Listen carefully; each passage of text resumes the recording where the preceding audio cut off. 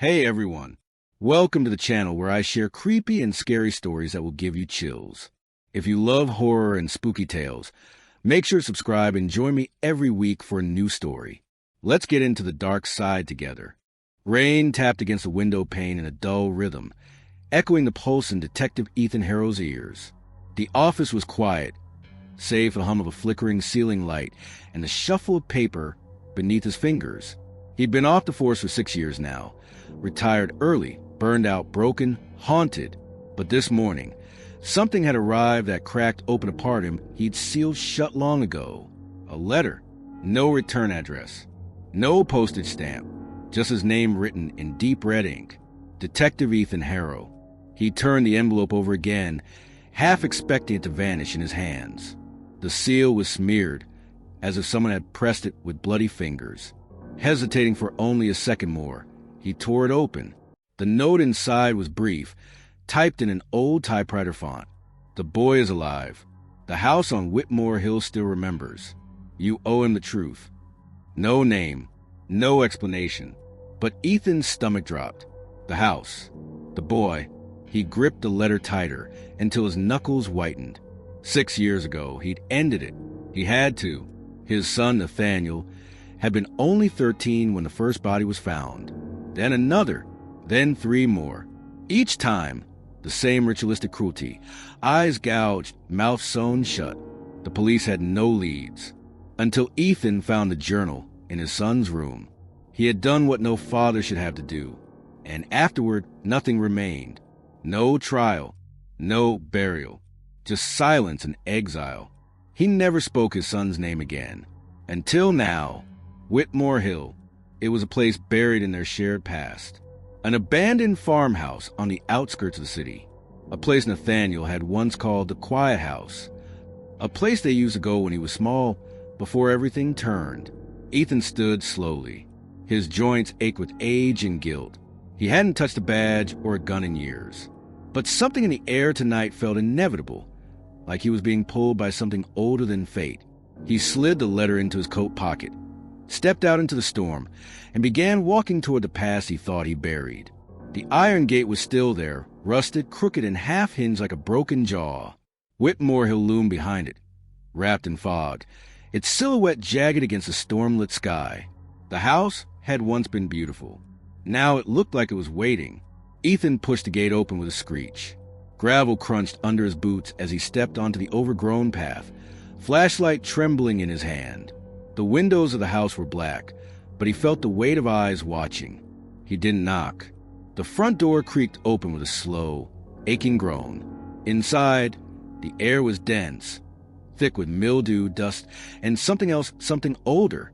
The living room was mostly empty, furniture draped in white sheets like forgotten corpses. But in the center of the room, someone had cleared space. A single chair, and on the floor in front of it, photographs. Dozens. He knelt, heart pounding as he picked one up. It was him, younger, in uniform, smiling. Another photo, his ex-wife, holding Nathaniel as a baby. Then others grainy, darker ones. Crime scene photos. Ethan recognized the victims. The eyes, the stitched mouths. All his son's victims. Photos that had never been released. These should not exist. His hand froze when he lifted the last photo. It was recent. A young girl, tied to a chair, gagged, her face swollen with fear. Behind her, someone had scrawled a date on the wall in blood. July 21st. 3 days from now. Ethan staggered back. His throat was dry. He spun around at a sound behind him, a thump upstairs. He wasn't alone. The flashlight flickered. He climbed the stairs slowly, his breath shallow. The hallway above was choked with shadows. He reached Nathaniel's old room. The door was slightly ajar.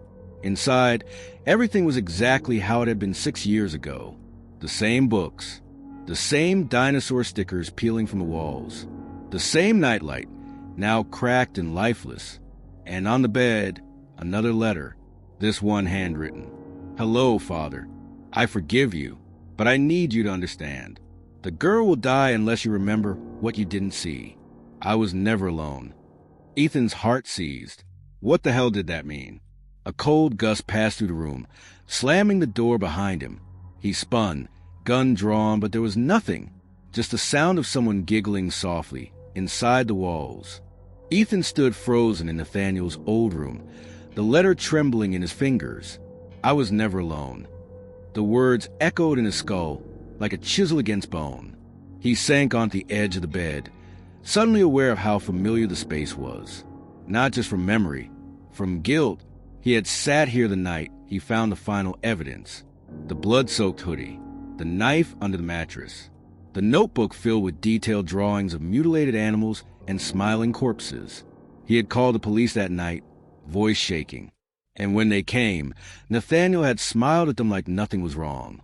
Like he didn't understand what was wrong. Ethan had watched them take his son away. He had testified.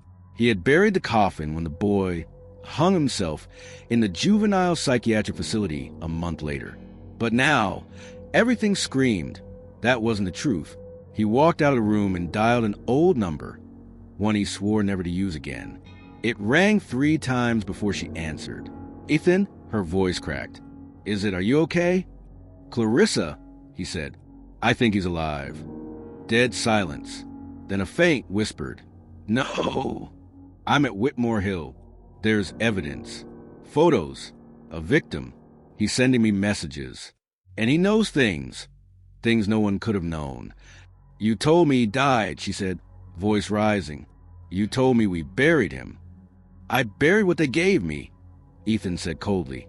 "But now I think someone helped him escape. Or faked it. I don't know yet. But this isn't over." Clarissa broke into tears.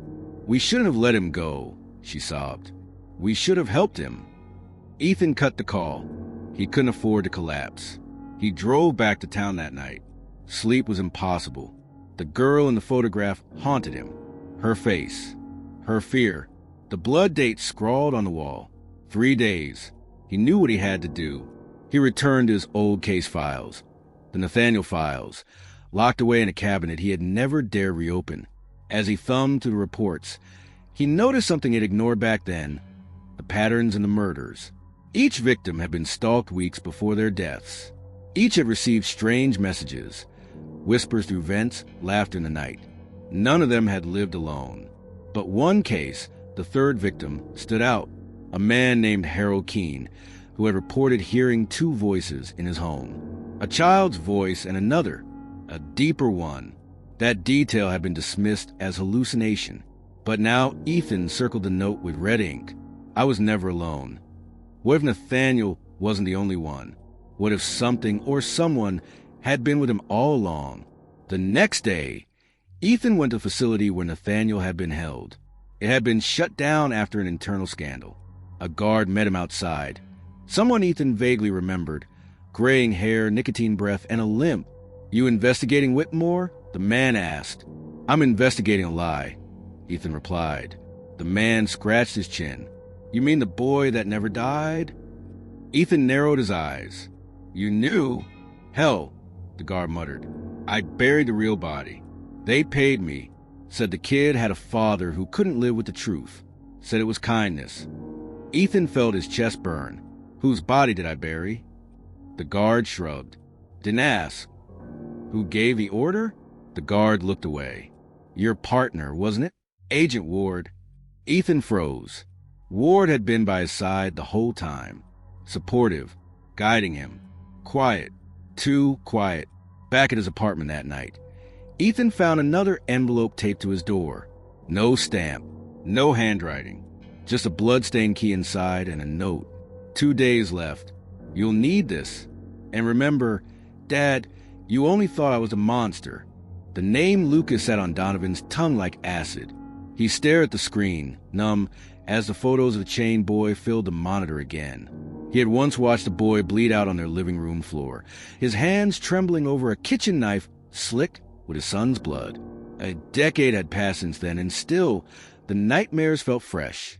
But this boy, this Lucas, was older than he remembered, taller, thinner, with the same dark eyes. Donovan stood abruptly, knocking the chair backward. He pulled out the old evidence box from his closet, the one he promised never to open again. The case labeled Lucas D. Raines homicide in thick black marker. He hadn't looked at it since the trial, since the court ruled the boy's death as an act of self-defense. He was just a grieving father. No one blamed him for what had happened. He lifted the lid. Photos, police reports, blood-smeared drawings. He flipped through them until his fingers stopped at a coroner's photo. A pale boy, chest still and lifeless. Lucas. His Lucas. But something was wrong. Donovan leaned closer. The neck scar. The small crescent scar on the right collarbone was missing. He flipped through older childhood photos. There it was, clear as day. That tiny scar from when Lucas fell off his bike when he was 7. The boy in the morgue had no scar. His blood went cold. Then, who did I bury? A shiver ran down his spine. He picked up the phone and called the coroner's office. A young voice answered. "This is Dr. Nunez speaking. This is Detective Donovan Raines. I need to speak with someone about a case from 10 years ago. My son, Lucas Raines, was listed as deceased. I need to know if his dental records were ever cross-verified." A pause. "One moment, sir." The line went quiet for almost 5 minutes before she returned. "Detective, I'm not sure how to say this, but the dental records from that case are missing. They were never matched. The identity was assumed based on your confirmation at the time." Assumed. Donovan's legs nearly gave out beneath him. "I need that body exhumed," he said, breath shallow. "Sir, that requires authorization." "I'll get it." He slammed the phone down. The boy in that video could be Lucas, the real Lucas, the one he thought he had killed. But if so, who was the dead boy? And why was his son sending him these twisted videos? As his thoughts spiraled, his phone buzzed again. No caller ID. Donovan hesitated, then answered. A voice whispered on the other end, soft, childlike. "Daddy, you left me in the dark for so long. But don't worry. I'm ready to show you what I learned there." The line went dead. Donovan stared at the screen, his mouth dry. For the first time in his life, he felt true fear. Not as a detective, not as a man, but as a father haunted by the consequences of mercy or the lack of it. Donovan sank into his worn armchair, the phone still warm in his hand. His mind raced, haunted by the chilling message. "I'm ready to show you what I learned there." Those words echoed like a sinister promise. Outside, rain hammered against the windows, matching the storm brewing inside his chest. He stared at the old photographs scattered across the table, each one a frozen moment of pain, fear, and unanswered questions. Memories flooded back. The nights when Nathaniel's, or was it Lucas's? Screams had echoed through the house, the locked doors, the whispered threats, the bloodied knife. Had he really done the right thing? The next morning, Donovan stood before the rusty gates of Whitmore Hill Cemetery. The earth beneath the oldest gravestones had been disturbed. Workers in heavy coats sifted through the soil where his son's supposed grave lay. He paced anxiously as the coffin was unearthed. When the lid was lifted, a cold gust of wind rushed past, carrying with it the stench of decay. Inside lay a boy, pale, too thin, and with no trace of the crescent scar Donovan remembered so well. A heavy silence fell over the crowd. The coroner shook his head grimly. "This isn't Lucas Raines." Donovan's breath caught. That night, back in his dimly lit apartment, Donovan reviewed security footage from a nearby convenience store. Footage he'd never seen before. In the grainy black and white video, a boy matching Lucas's description walked calmly past the camera, eyes fixed ahead as if searching for something or someone. Behind him, in the shadows, something moved. Faceless, watching. Donovan's hand shook as he pressed pause. The figure stepped forward, no face, just a smooth, pale surface.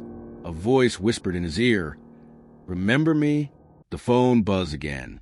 This time, the caller ID showed a number he recognized. It was Clarissa, his ex-wife. "Donovan, you need to get out of there," she warned. "It's not just about Lucas anymore. The town, it's darker than you think.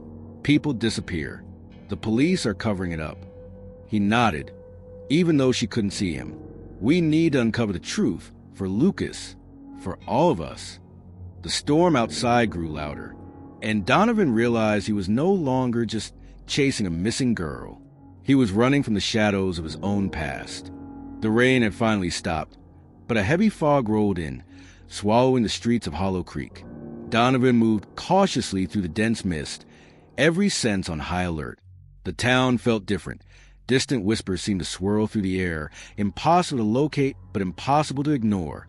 His phone buzzed again. A text this time. Find the well. It's the key. No sender. His mind raced. The old well, an abandoned shaft near Whitmore Hill, sealed years ago after a series of disappearances. Stories said it was cursed. Stories said the town buried its secrets down there. Donovan's breath fogged in the cold air as he approached the rusted gate that led to the woods behind the hill. Branches scratched his face as he pushed through the undergrowth. He found the well, a gaping hole framed by crumbling stones, covered by a rotten wooden hatch. He pulled it open, the creek echoing through the silent forest. Below, darkness. His flashlight beam cut through the blackness, revealing a narrow stone stairway winding downward. He hesitated, then stepped in. The air grew colder with every step. The sound of dripping water echoed off the walls. His heart pounded. Halfway down, he spotted something. A wall covered with strange symbols, scratches that looked like faces twisted in agony, eyes gouged out, mouth sewn shut. Suddenly, a whisper echoed, "Remember me." Donovan spun around.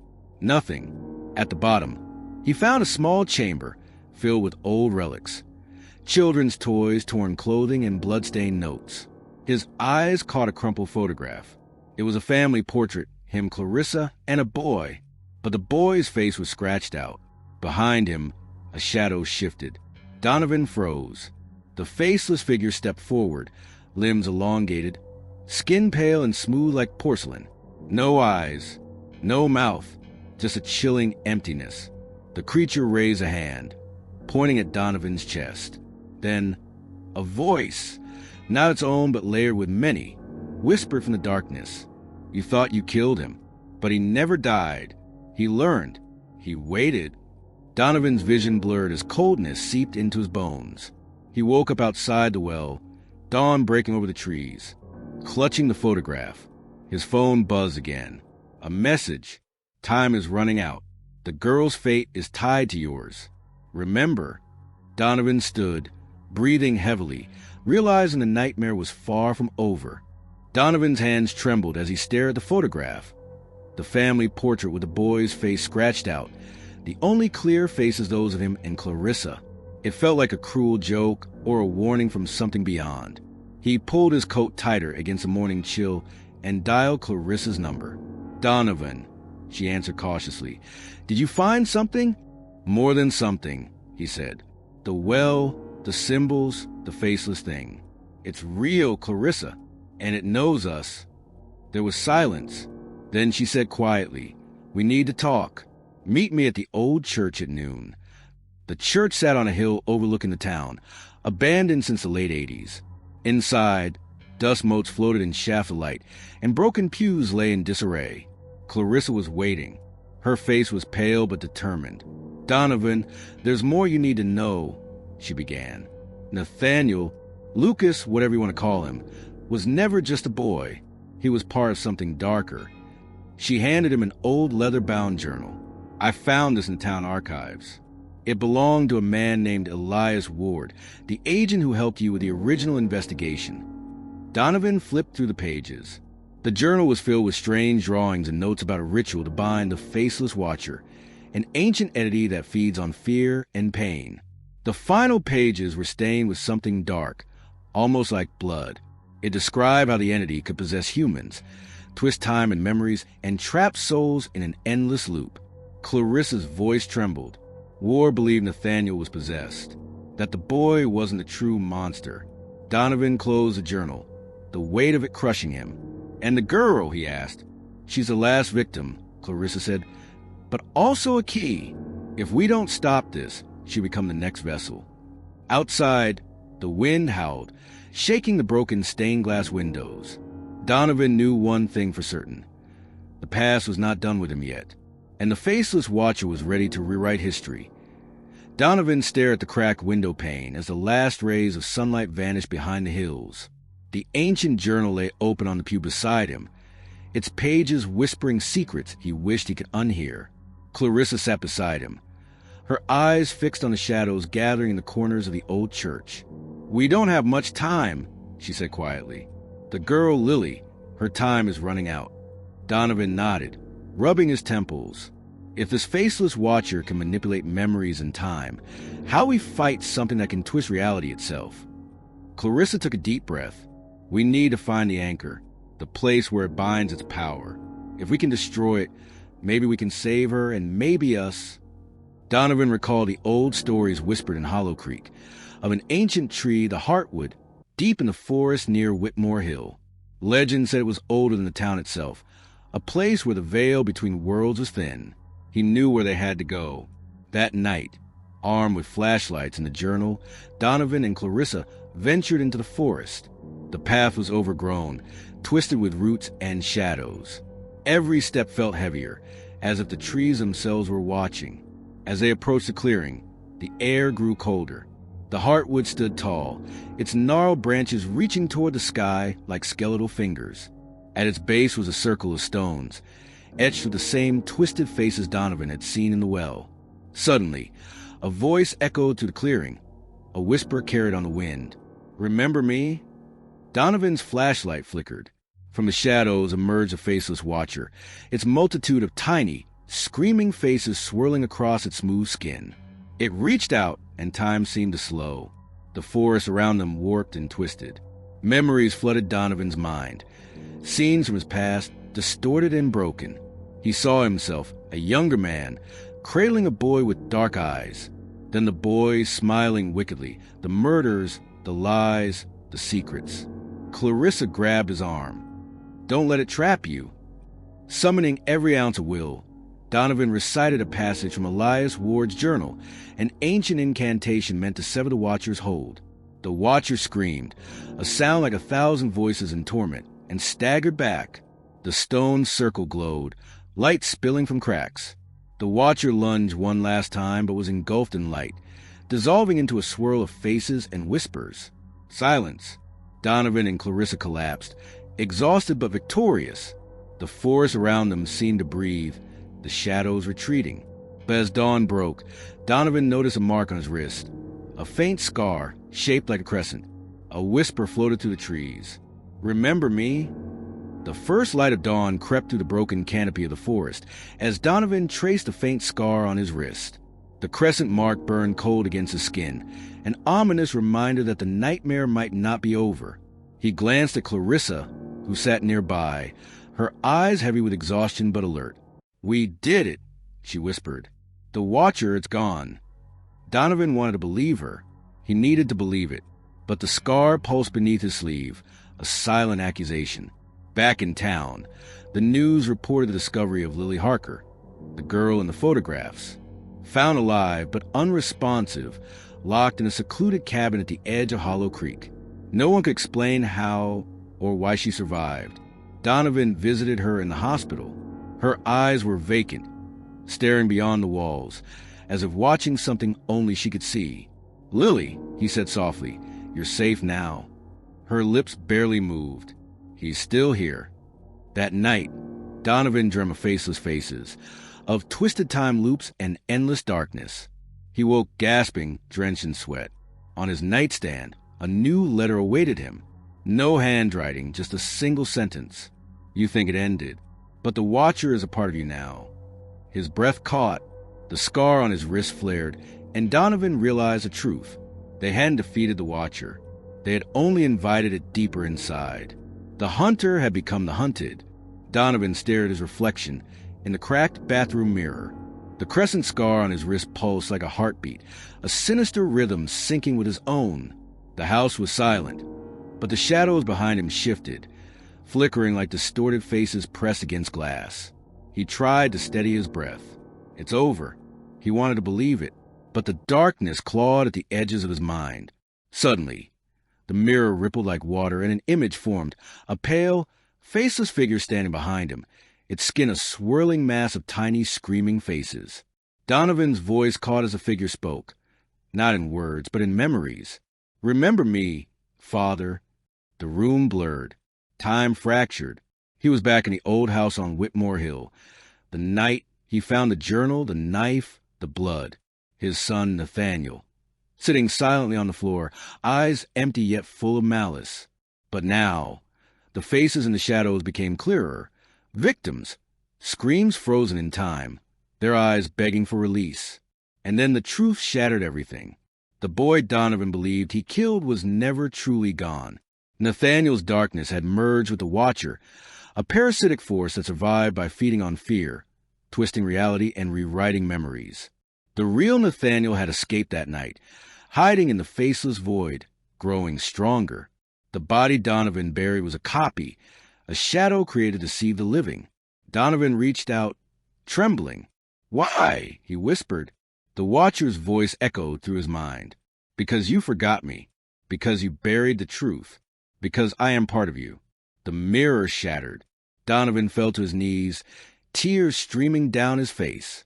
Outside, the sun rose over Hollow Creek, shining on a town unaware that the nightmare had only just begun.